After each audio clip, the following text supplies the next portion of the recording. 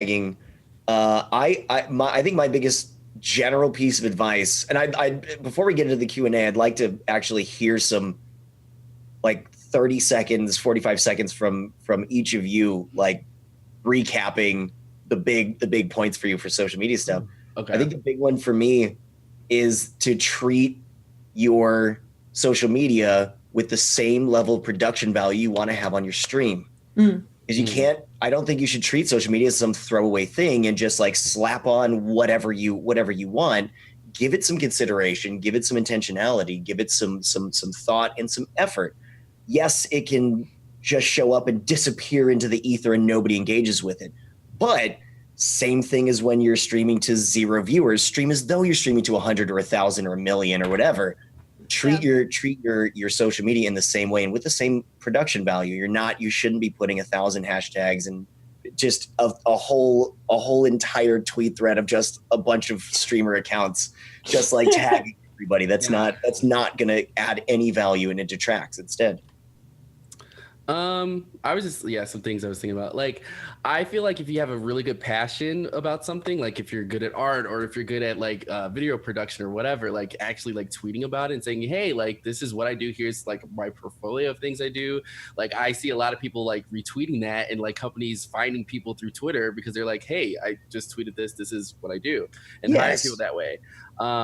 Being definitely very mindful of what you post because like, you know, some people think that like, I post something, no one liked it, but you click the little the analytics thing, and you see like, oh, like 2 or 3 people like actually saw it. So like, I have liked it, but people are reading it.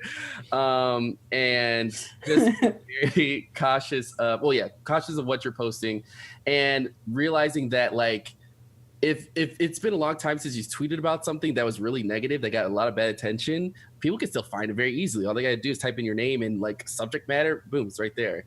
And people will Twitter stalk you. They will advanced Twitter search. It's so easy to find something that someone may have like said. Like we see this all the time with like celebrities and in the news about tweets they wrote like in 2012 and people bringing it back.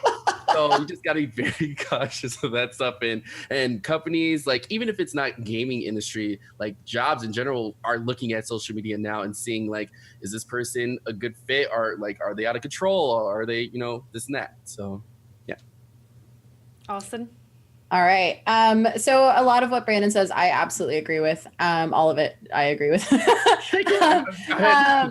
it's true. I do agree with the whole, like, I want to reiterate too, like, if you follow with whatever you do, be it streaming, art, music, whatever, like do what you like. Even if what you like isn't going to get like amazing views. Like if you chase views or likes or whatever, you are going to have a hollow experience. Like, yeah, you might boost yourself a bit, but you're going to feel disingenuine. It's going to not be great. And if you start doing stuff that you don't like just to get views, attention, whatever, you're going to feel not only icky ultimately, but it's not sustainable. Mm-hmm. And also, as soon as you're like, okay, cool, now I have the views, I'm going to start doing what I actually want to do, you're going to have that drop off again, just like we talked about in the beginning.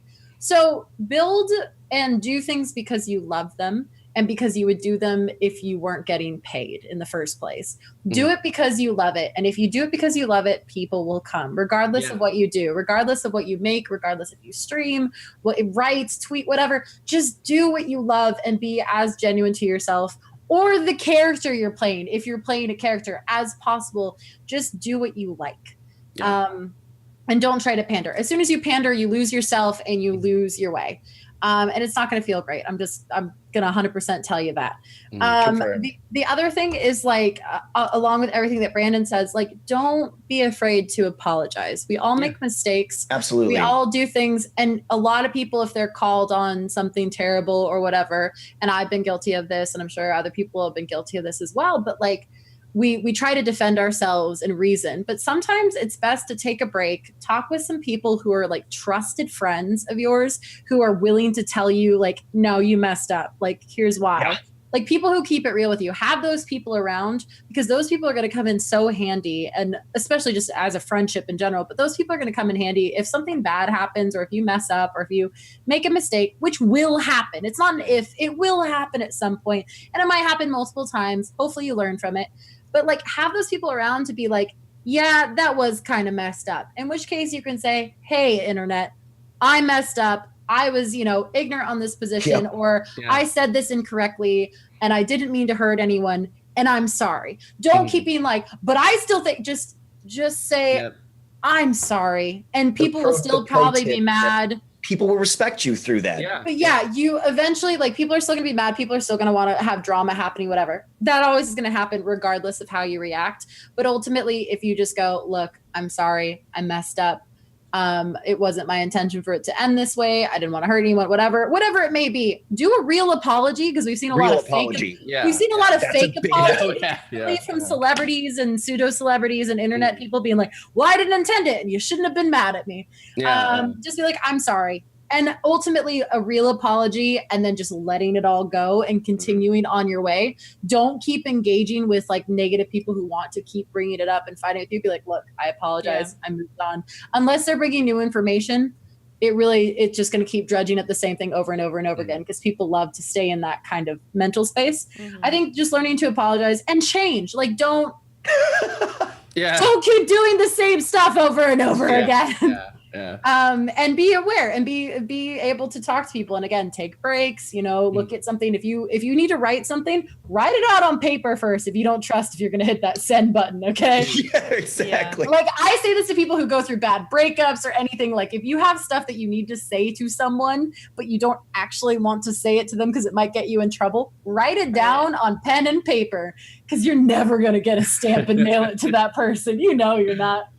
So I think that's a very important thing. Like, be willing to apologize and follow what brings you passion in life and love, because if you do that, ultimately you are going to build a community that is built on doing something you love, which is awesome. Yeah. I mean, that's literally like my extent, like I myself all the time, and people generally will see that, and it's very easy to see if someone's just like faking it for whatever. But it's easy to be yourself. It's a lot easier.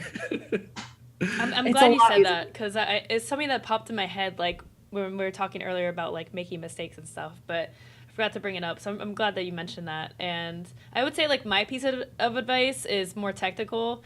And it's just based on, like the past 2 weeks reviewing people's streams and Twitters to give you guys feedback, is, looking at your Twitters, it's often like what we mentioned earlier, which is like, okay, have more variety content than just going live. Like, give your Twitter a little bit of insight about yourself, like, personalize it. Peek into your life. And I would say like also like, it's important to network with others, like communicate with others. Twitter is social media. It's not just like a one-way street. So if you're not like engaging with other people and other streamers, like how are people supposed to find you?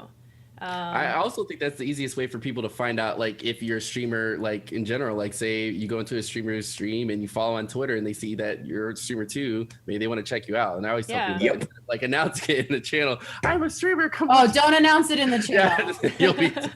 Like, no. Like that's what I do all the time. Like I tend to like take my my partner badge off if I go into a new stream, just like go into regular stuff. And I may like, if I like the person up, I'll just follow them on Twitter, and then they usually freak out. But it's just like, the easiest way of just like slowly showing someone you're a streamer without it being I mean, also like that's the thing is like, if I see somebody talking in chat, like Swiftmo, I've seen Swiftmo the entire episode, and then if I see him or her like tweet at me or respond to one of my tweets, I'm going to be like, oh, I recognize that name. And I'm going to hover over their profile and like, oh, that's a streamer. Like now that's like a connection you've made. Now you're more, that's networking. Like you just network it. It's network. And it's natural too. It's a natural gain, because that connection is going to be stronger than going in chat and be like, I'm streaming PUBG right now. So like, no one cares. This is what actually happened with me and Swiftmo. I've watched Swiftmo's stream. Started watching Swiftmo like 2.5 years ago, because I don't even remember where I found it, but it was like we were conversing a lot in somebody else's stream. He came by and he watched my stream, and I was seeing him all over the place. And suddenly, at one point, the information became apparent that he was a streamer in appropriate ways. And I was like, boom, because I already like this guy. Let's go. And I've been friends with him. I recently worked with him for like 2.5 years. It works And exactly that way. Swiftmo isn't out there, to keep using Swiftmo as an example. Swiftmo isn't out there, hopefully, like being like, "Hey guys, I'm live at everyone, at Ninja, at blah." Like, you know, like he or she is not doing that. But like the thing is that it's just really important to make real connections. Like if even as established streamers, I think we get a little caught in our own bubble. And it is important to just go to like your friends' streams and hang out and show that support. And sometimes it's hard. Sometimes it's like, oh man, they're on really late or whatever. And like, whatever, you can't make it all the time. You're not probably going to make it every single day, you know? But at least like when I have the time to go visit friends and at least hit my resub, I try to hang out for as long as I possibly can. Just to be like, hi, I miss you. You're great. You only come by for the compliments, girl. I know this. Oh man, your compliments are so good though. Like when I'm sad, I'm like, I'm just gonna go say hi to Hunter, and I feel better. I'm an emotional vampire of your compliments. But like I think if you want to, I'm like slowly beginning to glow because my light's coming in. But I think that like if you want to build your channel and if you want to have like the streamers coming in, it's not going to be a guarantee, but like just hang out in the community and be a part of it. Like give a crap about them so they can give a crap about you. Like, and I'm not saying you have to go in and be like, here's $300, although that would be nice. And if you would like to, please follow my stream. I'm raising money for St. Jude. But I think it's just like, it shows when it's genuine. It shows when it's real. And like, I've, followed people on Twitter or hung out with people at bars and like, these people are awesome. Oh, and you stream too? Cool. Like make real connections, make real friendships, but also don't try to force it and don't try to do it in a vapid or empty way, being like, I'm just going to get you to stream with me so I get more views. Bye. If you're genuine, it will pay off in a obviously genuine way because you're like, I like this person. I don't care if they show up or not. And then if they do, it's like, what a bonus. That way. Yeah, like having friends is going to be a bigger bonus than like having a streamer pop into your stream after you tweeted them. Yeah. So I do want to get into some Q&A really quick. We'll try to rapid fire these questions. We do